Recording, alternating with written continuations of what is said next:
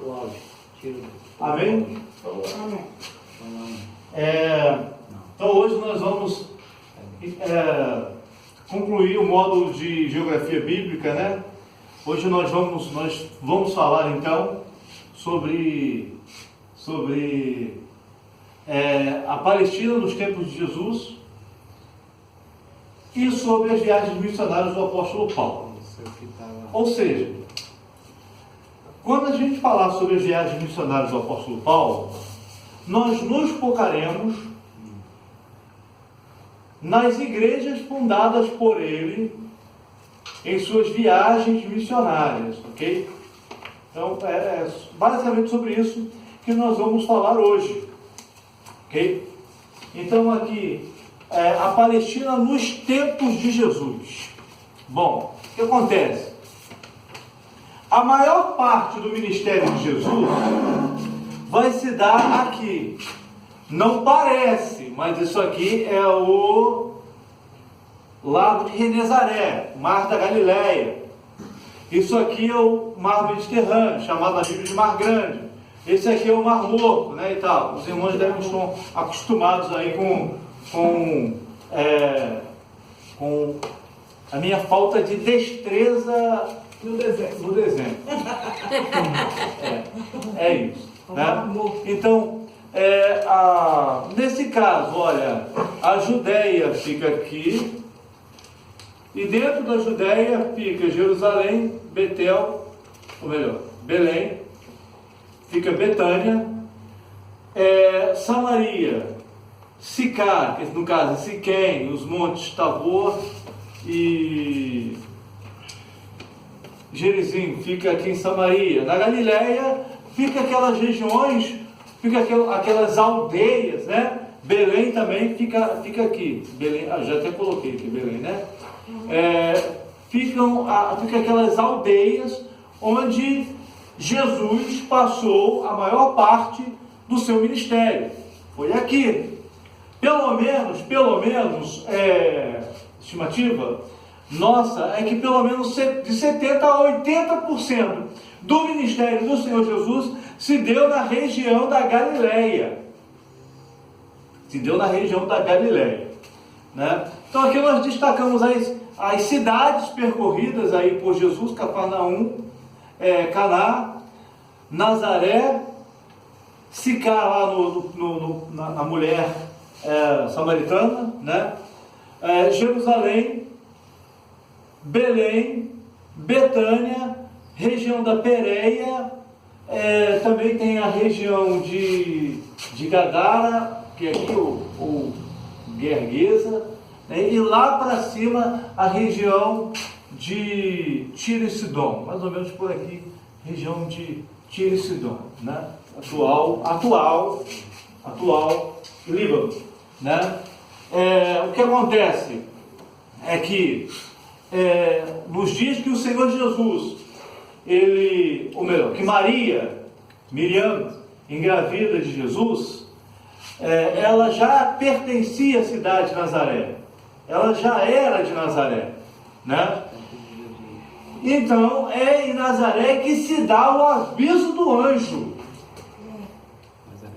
O anjo Gabriel aparece para Maria e fala sobre a concepção do Messias, nosso Senhor Jesus, né? Só que tanto Maria quanto José, o seu esposo, né, com quem estava, não tinha se oficializado ainda o casamento judaico é completamente do casamento brasileiro, né? Daquele tempo, por exemplo, não existia namoro. Naquele tempo não existia namoro. O pensamento era outro. Hoje tem esse pensamento pagão de que para você casar primeiro você tem que conhecer, você tem que dormir com a pessoa. É um pensamento que quem está desviado, né? Ou de quem não é crente. Nesse tempo, não. Nesse tempo só iam conhecer-se mesmo só depois do casamento. Não tinha namoro. Era o compromisso de noivado. E aí nesse compromisso de noivado, esse compromisso demorava em torno de 1 ano, onde o homem, né, ele ele ficava um ano fora e às vezes ele ia juntar o dote, né? E pagar o pai da noiva e só na noite de núpcias que eles iam lá, beijinho, o abraço e tal. Antes disso, não existia esse negócio na cultura judaica de namoro. Não que seja pecado, na nossa cultura, eu namorei, tanto no primeiro casamento quanto no segundo, enfim, no segundo porque eu fiquei viúvo. É isso que eu estava pensando aqui, eu estava esperando o senhor. Pensar aí que, é isso que eu estava pensando aqui, que eu ia te parar e fazer, Reinaldo, mas depois de viúvo, porque eu estava pensando isso aqui, mas talvez ninguém sabe a história. Oi? Como é que eles se conheciam? Geralmente, o casamento era arranjado pelos pais. Então, o pai da noiva, às vezes até quando as crianças eram pequenas, estavam no ventre. Uma família entrava em outra família, né, e já ficava prometido aquele rapaz para aquela menina, aquela criança para aquela... enfim, as duas crianças lá, né? O menininho e a menininha. E aí, quando eles completavam uma determinada idade, geralmente, segundo o doutor Rodrigo Silva, o homem se casava mais tarde, né? Então, com às vezes 30 anos e tal. E já a menina era com 13, 14, 15, 16 anos, né? Bem jovem. Bem pequena, bem nova. Para a gente é uma criança, né? Com 13 anos, para nós, na nossa cultura brasileira ainda é uma criança, né? Tá. O casamento era assim, entendeu? Respondido? Eu falei, sempre Pedro falou aí, desculpa, período bíblico, né? Que não havia namoro. Aí na escola bíblica, aí o menino lá, mas se não namorar, como é que vai conhecer? Eu falei, quem falou para a irmã que namorando se conhece alguém? Eu conheci a irmã Ivane por completo depois de casado. Porque aí eu vi que ela estava comigo na dor, ali que eu conheci, no casamento, no namoro não. Mas vai ver que não é isso que ela quer dizer. Verdade. Ô, bebê Reinaldo, não é bem o que ele trouxe, mas aqui, antigamente era encomendável, é a palavra que eu encontro, era encomendável, né? O pai dava a sua filha, né? Tá bem. Mas aí, com o passar do tempo, o senhor entrou na questão da pessoa se conhecer, e esse conhecer já ir para a relação sexual e praticamente morar junto. Só que aí, eu estava pensando aqui, a cultura brasileira, na verdade, ela não é essa. De uns anos para cá, por causa dessa liberação de conhecimento do seu corpo, ou seja, para poder conhecer uma pessoa, para poder vir casar, tem que conhecer para ver se vai dar certo, vem de pouco tempo para cá, não tem muito tempo isso. Isso aí tem muito tempo. Não é liberação, libertinagem. Não, tudo bem, mas a liberação, não. Feminismo. A liberação de um homem com uma mulher que se conheceram, entendeu? Que antigamente namorava, noivava, casava, e depois veio mudando algumas práticas. Até chegar, onde nós estamos hoje. Conheceu? Aí eu posso sair, ter relação sexual e viver tanto tempo, o dia que eu quiser casar, que eu ver que vai dar certo, eu caso. O que não deu, separa e vai embora. Criou essas metas, entendeu? De relacionamentos. Se não me engano... A cada tempo que vem, parece que pinta alguma coisa a mais. Tem que namorar primeiro. Se não me engano, isso começou a ganhar força nos anos 80. Sim, senhor. Se não me engano. Essa parte de... nos anos 80 eu era bem criança, eu nasci em 77, né, e tal. Mas, se não me engano, foi nos anos 80 que ganhou força essa prática de morar junto para ver se vai dar certo. De casar, para ver se vai dar certo. Se não der. E aí entrou isso no meio do conhecimento do cara.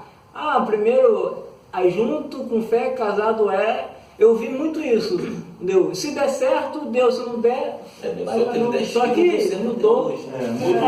Mudou. Meus pais não evangélicos se conheceram novinhos, meu pai foi o primeiro namorado da minha mãe foi a primeira namorada do meu pai, só a morte separou. Não evangélicos. Existe situação de como o Reinaldo... casaram naquele tempo. De quando o presbítero Reinaldo falou... Nos anos 70, mais ou menos, era assim.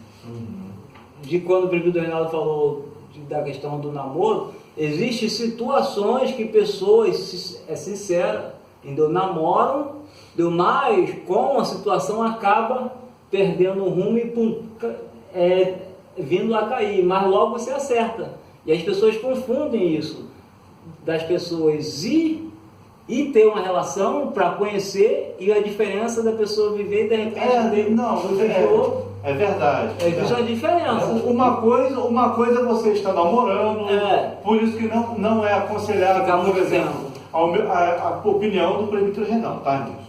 Não é aconselhável um homem que já teve mulher e uma mulher que já teve um homem namorarem por muito tempo, porque o risco de cair é maior, né?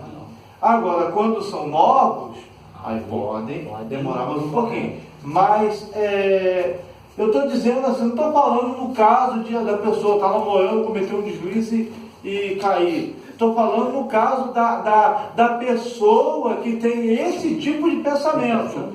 Primeiro eu vou dormir com a pessoa para saber como ela é lá, para quando eu chegar no casamento eu já saber. Este pensamento está mudando, que é o que o presbítero Rafael chamou de libertinagem. Não sei se eu penso como mesma coisa, da mesma forma que eu, mas eu acho que o namoro em si, para o crente, para a igreja, não acho assim salutar. Crente, o namoro do crente, por exemplo, o noivado é uma espécie de namoro para o crente, é uma coisa mais oficial, uma coisa. O namoro eu vejo uma coisa assim muito mundana, muito, né? Eu acho que o noivado é um período ali, algo compromissado, tem, né? Aquela responsabilidade. Então, irmão, na igreja Mas universal. para chegar Aliás, ao noivado, sem citar nome de igreja, eu ia até falar o nome da igreja que eu estava pensando em outra igreja. Tem determinadas igrejas que por exemplo, para você até namora, mas sem beijar e sem abraçar. O pai ou a mãe senta no meio e o rapaz fica aqui, e a moça fica ali e ficam só na conversa e tal, né? O namoro realmente é a fase do conhecimento. O noivado realmente na nossa cultura é a fase de que o rapaz realmente ele tem certeza que é ela que ele quer para si, para viver toda a sua vida, casado com ela, e a moça também da mesma forma, né? Então, para mim, o namoro realmente é a fase de conhecimento, o noivado já é a fase do compromisso de casamento, que é consumado lá no dia da cerimônia, né? E principalmente na noite de núpcias, em que o casamento será consumado através da relação íntima do casal, né? Então, mas voltando para cá, e aí tem lá a parte em que o imperador César Augusto, ele decreta o censo.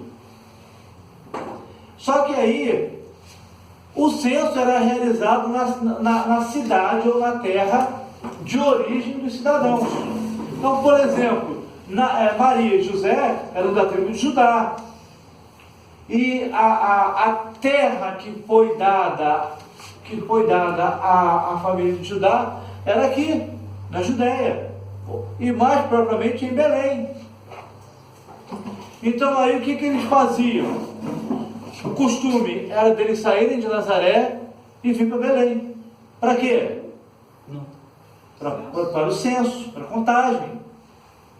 Para ver quantas pessoas existiam aqui. E aqui nasceu Jesus. Né? Os pastores visitam Jesus aqui. Os magos do Oriente, eles veem a estrela, mas quando eles chegam aqui, segundo alguns autores, alguns comentaristas, eu já estava com mais ou menos 4 anos quando os magos chegam. Eles vieram do Oriente, por causa da estrela. Eu já estava com 4 anos. Mais ou menos 4 anos. Ainda em Belém. Ainda em Belém. E aqui eles recebem a notícia de que Herodes estava procurando eles para matar. O senhor fala por causa dessa... Isso. Tá, entendi. Daqui ele desce para o Egito. Vem da ordem de Herodes não é Esse... 2 anos. Oi? De 2 anos para baixo. O quê? A ordem de Herodes. Exato, de 2 anos para baixo. De 2 anos para baixo, por quê? do dia que Jesus nasceu até quando chegou ao conhecimento de Herodes, Jesus já deveria ter 2 anos. 2 anos para baixo, não manda matar todos. Entendeu? E Herodes soube que os reis do Oriente penetraram em sua fronteira. E que alguém chegou lá e perguntou sobre o rei que nasceria na cidade de Belém. Né? Aí eles vão para o Egito. Esse caminho aqui é o caminho percorrido por José e Maria para retornar para a sua terra. Caminho do mar, que demorava 7 dias de caminhada. Eles voltam para Nazaré. Ministério de Jesus. O ministério de Jesus, ele se dá quase que totalmente aqui, ó. Onde se deu a Jesus passar por cima do mar? Foi aqui. Foi aqui. Onde se deu ali a Jesus dormir no barco? Foi aqui. No Mar da Galileia. Na verdade, o Mar da Galileia, ele não é bem um mar, ele é um lago. Ele tem cerca de 22 quilômetros de largura por cerca de 14 quilômetros de... Aliás, são 22 quilômetros de comprimento por cerca de 14 quilômetros de largura. É um lago. Mas por que na Bíblia é chamado de mar? Porque nos tempos bíblicos ainda não tinha a ideia de proporção para se chamar de mar ou de lago. Então eles acabaram chamando de mar. Mas isso aqui na verdade é um lago. E o ministério de Jesus ele se deu principalmente nas regiões banhadas pelo Mar da Galileia. Ele morava aqui em Cafarnaum. Ele vivia aqui em Cafarnaum. Segundo alguns comentaristas, por exemplo, daquele livro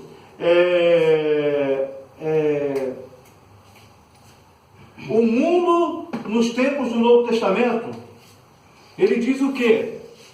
Que Pedro, isso também, até Rodrigo Silva também comenta lá nos seus documentários, que o Pedro, o apóstolo Pedro, ele era um empresário, ele era dono de uma indústria pesqueira, ele tinha pessoas que trabalhavam para ele, ele tinha seus sócios. Quem eram seus sócios? Seus sócios, os filhos de Zebedeu, ou seja, o próprio Zebedeu, João e Tiago, né? E aí ele tinha algumas ínsulas. O que é uma ínsula? Rodrigo Silva também explica sobre isso, né, e tal. Ínsula era como se fosse cômodos dentro de uma casa para alugar. Ou seja, dentro de uma propriedade tinha cômodos que eram alugados ou eram usados como hospedarias para hospedar pessoas que vinham de longe. Então, esses autores acreditam que Jesus morava em um desses quartos, né? Quando Jesus fala sobre a casa dele e tal. Mas então por que ele diz que ele não tem onde repousar a cabeça? Ele não tem onde repousar a cabeça porque Jesus foi uma pessoa que estava em constantes viagens. E também porque ele não tinha propriedade que era dele próprio, mas ele morava na casa que era de Pedro, né? No quarto, na ínsula que era de Pedro. Então Jesus, ele morava aqui em Cafarnaum. A sinagoga de Cafarnaum era a sinagoga que Jesus frequentava. É lógico que ele saiu de Nazaré, mais ou menos aqui, onde ele passou toda a sua infância, foi na região de Nazaré, que também é bem próxima do lago de Quinécet. E o Mar da Galileia, na verdade, ele tem vários nomes, né? É Mar da Galileia, é Lago de Genezaré, é o Lago de Quinécet. Quinécet, se não me falha a memória, significa harpa em hebraico, porque ele tem o formato de uma harpa, né? Ele tem vários nomes, né? Então, Jesus, ele é expulso de Nazaré, da sinagoga de Nazaré, ele vai para Cafarnaum, e a sinagoga de Cafarnaum, na verdade, não era só um lugar de culto. As sinagogas da época não eram só um lugar que as pessoas iam para adorar, não. A sinagoga naquele tempo era um espaço de alfabetização. Do lado, os arqueólogos encontraram, ao lado da sinagoga de Cafarnaum, um espaço que era usado para ensinar as crianças a ler, a escrever e a aprender a Torá, a aprender a Taná, a aprender os costumes judaicos e tal. Cafarnaum era assim.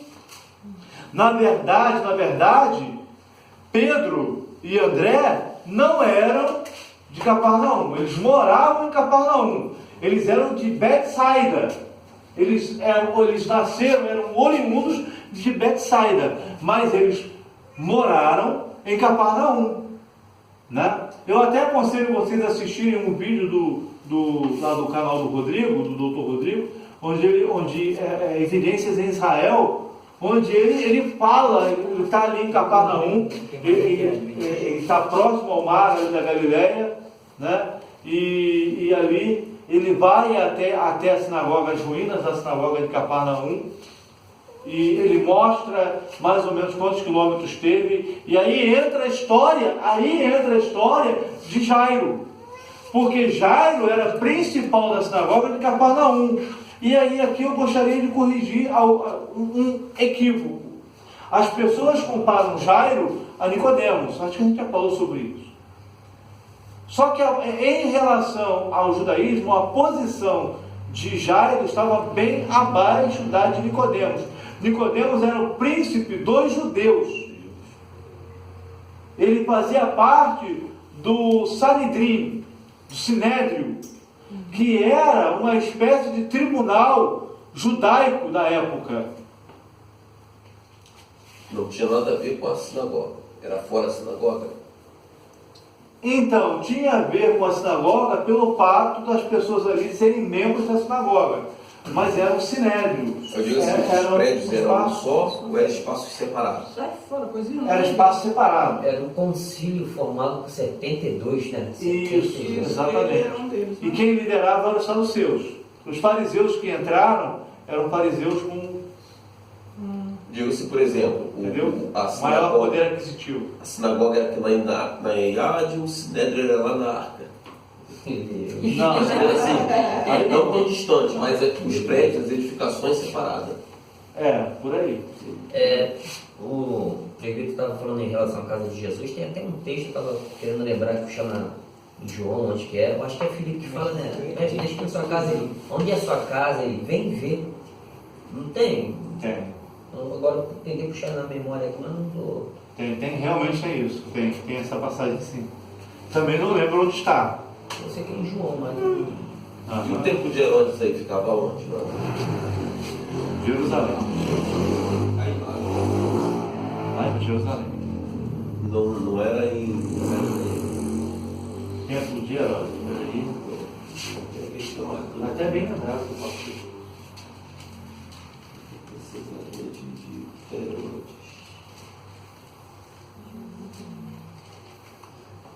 Qual é Herodes? Tem Herodes Antipas, tem o Herodes o Grande. Eram 5 Herodes. Ao todo eram 5. São lugares diferentes. Aí isso do tempo de Jesus era o mesmo de João.